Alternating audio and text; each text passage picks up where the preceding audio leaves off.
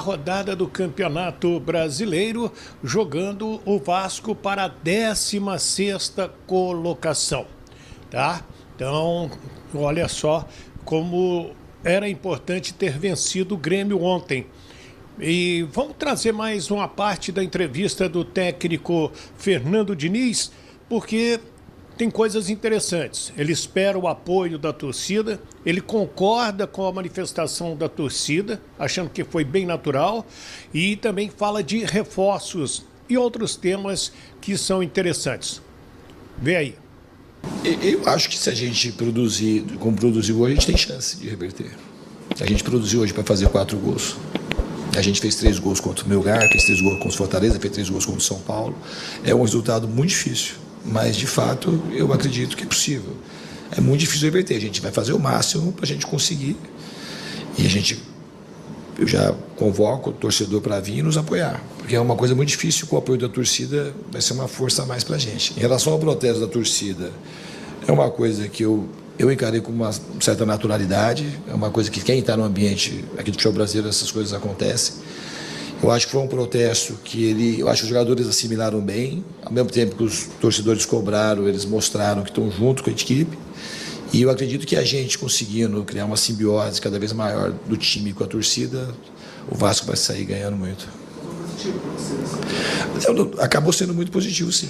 Eu acho que do jeito que podia começar, do jeito que começou, podia ser uma coisa ruim, mas terminou de uma maneira positiva. Professor Diniz, boa noite. Eduardo Canelas, canal A Hora do Vasco. Bom, a principal insatisfação do torcedor do Vasco hoje, na descida aqui no final do jogo, era com o Matheus Carvalho. Um jogador que já está no Vasco há um tempo, nunca conseguiu se firmar e tem recebido muitas oportunidades com o senhor. Gostaria de lhe perguntar, o que o Matheus Carvalho tem feito no dia a dia, que tem gerado a ele essas oportunidades? Eu acho que é uma oportunidade legal também de esclarecer algo que é um questionamento muito grande do torcedor, porque é um jogador muito questionado. Você já trabalhou com muitos jogadores questionados, acho legal a gente poder esclarecer dessa forma. Boa noite, obrigado. Obviamente é porque ele é um jogador, é um jovem que tem bons recursos como jogador e que treina muito bem e carrega, assim como o João Vitor, carrega um passado que eu não estava aqui. Mas se você pegar só em relação a mim, o Matheus entrou muito bem em algumas partidas. E hoje ele não teve absolutamente nada a ver com o que aconteceu do empate. É muito injusto, assim. Agora é o passado que vai carregando, que aí a gente quer, tipo assim, arrumar um culpado e a gente não vai resolver o problema. Porque vai transferir do Matheus, daqui a pouco é para outro, daqui a pouco é outro, e a gente vai perdendo os jogadores. É um jogador que eu acho que tem muito potencial e tem treinado muito bem. E por isso que ele recebe as oportunidades. No outro jogo passado ele não entrou, hoje eu achei que ele tinha que entrar, é um jogador que tem força física, que tem boa dinâmica, e eu achei que ele era o mais adequado para entrar hoje. Boa noite, Fernando Diniz, Danilo do Expresso 1923. Queria falar sobre equilíbrio, é uma palavra que você utiliza bastante nos seus trabalhos, de um time tanto na defesa quanto no ataque. Hoje eu achei o Vasco com dificuldades defensivas, no primeiro tempo com bolas entre os volantes e os zagueiros, encontrando no 1 contra 1, onde o Grêmio acho que levou mais perigo nos 20 primeiros minutos do jogo. Depois o Vasco conseguiu crescer. Você teve a paralisação para o Mundial, são o 10º jogo seu no completo pelo Vasco da Gama. Como é que você está vendo esse elenco em relação à parte defensiva especificamente? Os zagueiros foram vaiados hoje. E uma segunda pergunta, se me permite, sobre Benjamin Garré. Era um dos jogadores que você falou que ia avaliar nessa pausa. A gente já teve 2 oportunidades que ele poderia ser encaixado na ausência do Coutinho hoje, por exemplo, lá em Quito também, e ele não apareceu. Você consegue ver o Garré em que posição atualmente? Obrigado. O Garré, especialmente, eu acho que ele pode, eu acho que ele tem uma característica de jogar mais por dentro, tá? Mas ele veio, talvez, contratado para jogar de extremo. Ele pode jogar de extremo e pode jogar por dentro. Um jogador que tem uma característica que tem uma certa semelhança com o Nuno Moreira. E ele era uma das opções para entrar hoje no jogo. Podia ter colocado ele, em vez de colocar o Cocão, podia ter colocado o Lloyd direto, que era um jogador de velocidade mais parecido com a saída do David.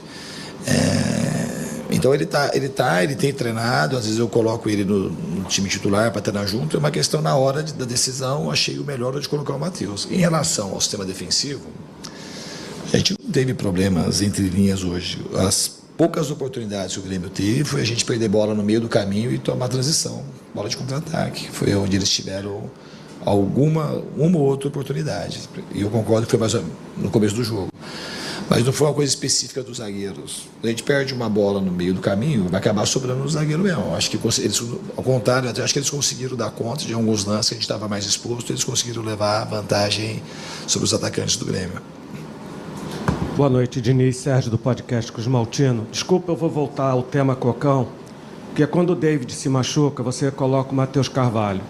Ali, no momento do jogo, você pode ter pensado alguma coisa, mas você tinha, como o amigo falou, o Garré, o Estrela para manter a pressão que o Grêmio sentiu. A conversa nossa na cabine era: o Grêmio sentiu o jogo, a qualquer momento o Vasco faz o gol. E nessa sua substituição o time recuou. Não estou falando que foi ideia sua, mas o time recuou. A verdade é essa. Queria saber se você não via, de repente, a opção de um Estrela, o Garré, o próprio Lloyd, para manter a pressão em cima do Grêmio. Não, acabei de falar que podia ter entrado, mas o time não deixou de fazer pressão, muito pelo contrário. O Tietê consegue fazer mais pressão do que qualquer um desses jogadores, porque é o jogador mais treinado para fazer, ele trabalhou comigo, acho que vai somar tudo há 5 anos. Então o Tietê fazia pressão, o time andou para trás, porque andou para trás de maneira equivocada. Se tivesse colocado o Lloyd ou o Garré, o time ia andar para trás do mesmo jeito. Não foi por conta de mudança. Isso agora fica uma coisa, engenheiro de obra pronta, que é uma coisa que a gente discute no futebol brasileiro o tempo todo. E depois disso, essa pergunta ela é válida se a gente tivesse, depois que eu fiz a mudança, tivesse terminado, a gente teve mais 4 chances para fazer gol. Se tivesse feito 3-1, se essa pergunta ela ia ser mencionada. Oi? Nesse momento, mas aquilo ali você acha que tem a ver com. Esse já era o contrário do que você está falando. Esse já ia tomar porque a gente estava muito lá na frente, fazendo muita pressão. Então. Mas assim, o debate ele é bom quando o resultado. Mas eu não teria problema de virar debate. Se a gente discutir as coisas que acontecem no jogo e não o resultado do jogo, então, para mim está tudo bem. O time recuou, por exemplo, e não tem nenhum problema. E é bom para a gente esclarecer, não tem nenhum problema assim do que eu vejo. A gente pegou uma bola com o Ryan, o time todo atrás, e deu um chutão lá para frente, o time tinha um monte de gente para trocar passe. Aí o Nuno pegou uma outra bola e chutou lá para frente, a gente cheio de gente para trocar passe.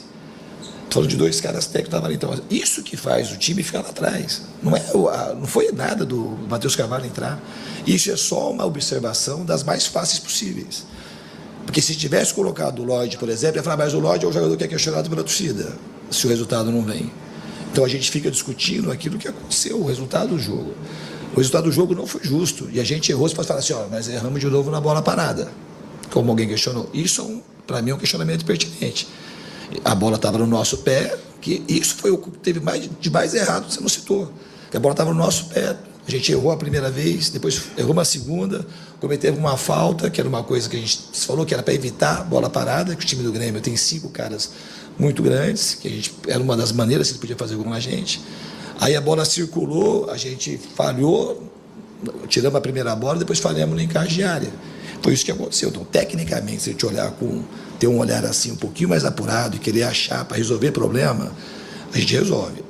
Essas alegações, pelo menos ao meu ver, é uma coisa mais para empurrar o problema não está aí. E se tivesse aí, eu falaria. Não tem nenhum problema. Não. Eu botei um cara para fechar o time, eu não botei o Matheus Carvalho para fechar o time. Eu botei o Carvalho, botando o Tietê para frente, a gente ia conseguir ter mais pressão na bola, porque o Tietê pressiona muito bem a bola. Com o Matheus Carvalho, a gente ia ter mais controle. O time ia ter mais controle que a gente precisava, ter um pouco mais de controle e não deixar o jogo ficar muito lá e cá. A minha intenção era essa, mas não aconteceu. Aconteceu da gente recuar, ceder a falta e tomar o gol. Diniz, boa noite. Rodrigo Calvino, 365 Scores. Queria te perguntar também sobre o tema substituições, mas num outro viés. A primeira substituição veio aos 30 minutos do segundo tempo apenas, e você fez apenas 2. Eu queria entender essa linha de raciocínio e também a pouca utilização do banco. Porque, por exemplo, tem nomes como o Jair, que você pediu, que ele tem sido pouco utilizado nessas últimas partidas. Eu queria entender um pouquinho. Então, vamos lá. Tem 5 substituições para quê? Você vai mexer para quê? Para melhorar o time. O time estava jogando mal em algum momento? Muito pelo contrário. Se o David não machuca, talvez eu nem mexesse ninguém. Do jeito que o time estava encaixado, que estava soberano no jogo, eu ia demorar muito mais para mexer. Porque é difícil, a gente está... Eu tenho um mês aqui praticamente de treino e jogo. E o time estava jogando de uma maneira, eu não vou mexer no time que tem 5 substituições.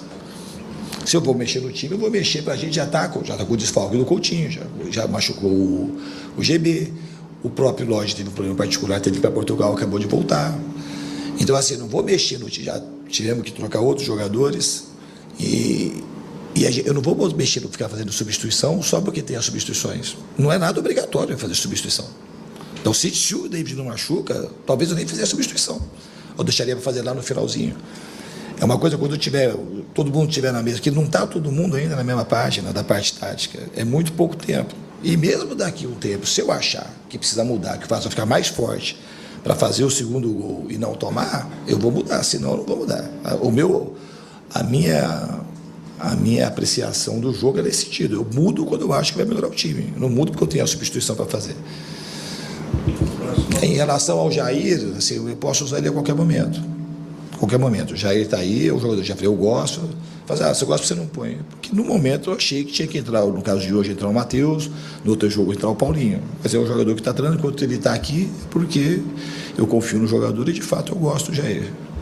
E aí, o que você achou dessa parte aí da coletiva do Fernando Diniz? Comente aí, deixe o seu nome, o nome da sua cidade para receber aquele nosso abraço. E agora é se preparar para o jogo com a equipe do Independiente Del Valle. É quase que uma missão impossível, mas o Vasco tem horas que ele se supera. Na sua história sempre foi assim e quem sabe o milagre acontece. Está acreditando? Deixa aí a sua opinião importante para o nosso canal. Se inscreva, Wellington Campos FC. Não paga rigorosamente nada. Dá aquele joinha. Muito boa pelo Atlético em 2023, mas mal jogou em 2024. Ao longo da carreira jogou muito pouco.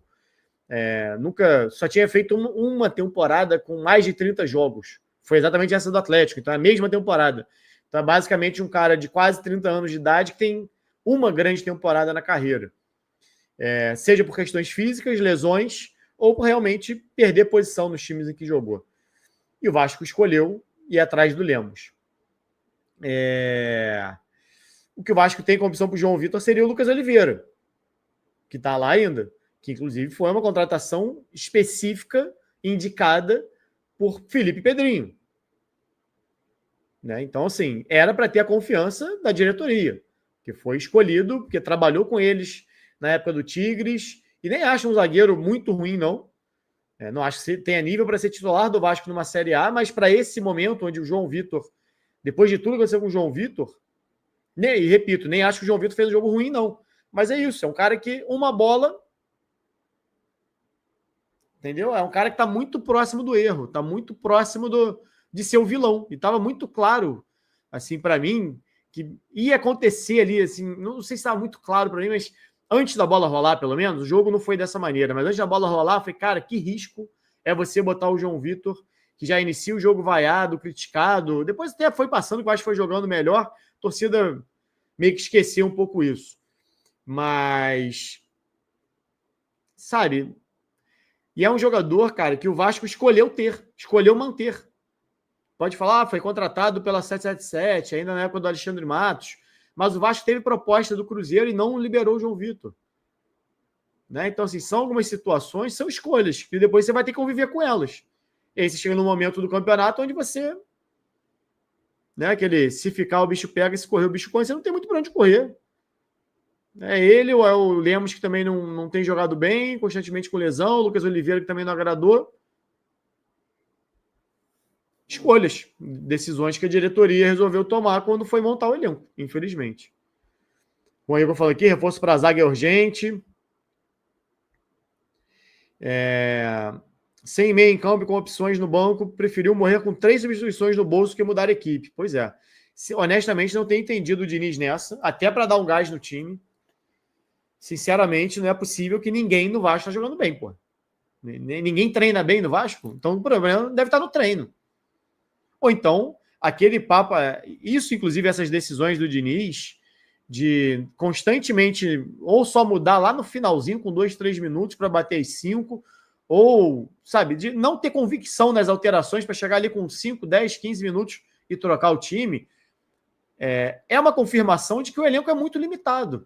Então, aquele discurso defendido pelo Pedrinho de elenco de G8, que, obviamente, para a gente aqui, para mim, desde aquele momento já não fazia o menor sentido, nenhum, mas que o Diniz ainda tentou quando chegou, não, tá por ali, não gosta de definir, mas é mais ou menos isso e tal, a gente vê que não é, claramente não é. Porque o Coutinho não joga, você não tem mais peça para jogar, aí tem um problema muito sério. Um problema muito sério. Não há confiança, para mim fica muito claro que não há confiança do Diniz no seu elenco. Não tem essa confiança, porque se tivesse, fazia as alterações. Se tivesse alguém realmente bem, se tivesse alguém ali que o Diniz entende que tem a capacidade de mudar o jogo, ele entraria, mas num jogo ele vai com o Alex Teixeira, no outro ele vai com o GB, agora o David foi titular, depois na sequência que entra o Lloyd.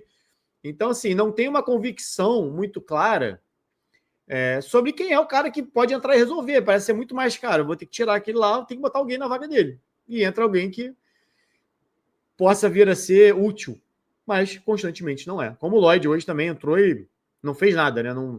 Não teve nenhum senso de urgência para tentar mudar o panorama do jogo, ser aquele cara que vai entrar pela beirada, fazer uma fumaça. Não foi, né? Deixa eu ver os comentários aqui. Juan Igor, o JP tá fazendo falta nesse elenco. O JP, eu não tenho visto os jogos dele no Avaí, não, cara. Mas é o que eu sempre falo. Se você tem dúvida, se você não tem uma convicção muito forte que quem você vai contratar é melhor do que quem já tá lá, ainda mais a base que é mais barata, que já está lá e tem salário baixo, não traz. O Wagner, a gente falou muito sobre isso aqui, tem o último corte do canal, eu falo muito sobre isso, essa questão desse trabalho ineficiente, não é só da gestão do Pedrinho, não. Teve muita gente que, não, mas nem todo mundo é do Pedrinho, assim, não foi direcionado só para o Pedrinho, mas ele que é o presidente agora. Já tem 1 ano já da gestão. Já tem 1 ano que é ele quem está tocando o futebol. E as coisas não mudaram. O panorama é exatamente o mesmo, os problemas, os erros, o mau investimento. Até alguém mandou mensagem, acho que foi até aqui mesmo no YouTube. Garone, até que enfim parou de falar de campo e bola, começou a falar de gestão. Galera, o produto que o clube gere é campo-bola. Não existe outro assunto. O futebol, o Vasco, o Clube de Regatas Vasco da Gama, ou a SAF do Vasco da Gama, o produto dela é futebol, é campo-bola. Então, sempre que a gente faz uma crítica à montagem de elenco, à contratação de jogadores, está relacionado à gestão. Sempre esteve. Então, o assunto é sempre o mesmo. Não precisa ser direcionado como um ato político. Esse que é o ponto. Eu não entro em debate político aqui. Nem sei quem são as frentes políticas do Vasco. Agora, o produto que o Vasco tem a oferecer para o seu torcedor é campo-bola. Então, as críticas, inclusive, em cima de gestões, seja ela do Pedrinho, da 777, do Salgado, do Eurico, do Dinamite, quem for, elas vão ser sempre baseadas no campo-bola. Que, obviamente, estão ligadas ao financeiro. Quando a gente fala de análise de mercado, a gente está falando também da parte financeira. Então, tudo está ligado. Tudo é campo-bola num clube de futebol. Não existe outro produto. Tem camisa e tal, mas aí é marketing, é outra história. Aí realmente não tem debate aqui. Rafael Rangel, nosso técnico, mantém o João Vitor depois de tudo que aconteceu essa semana e, mais uma vez, a origem do gol é uma falha grotesca do mesmo. Sinceramente, hoje eu deixo meus filhos bem longe do Vasco. Dele e do PH, né? Mas ele vai acabar ficando mais marcado, porque é ele quem comete a falta. Ele teve a chance de resolver o escorregão do PH e ele piora o escorregão, né? Que ele vai, cai, comete a falta, cartão amarelo, enfim. Não tem como defender o João Vitor num lance desse. E nem a decisão de manter ele em campo.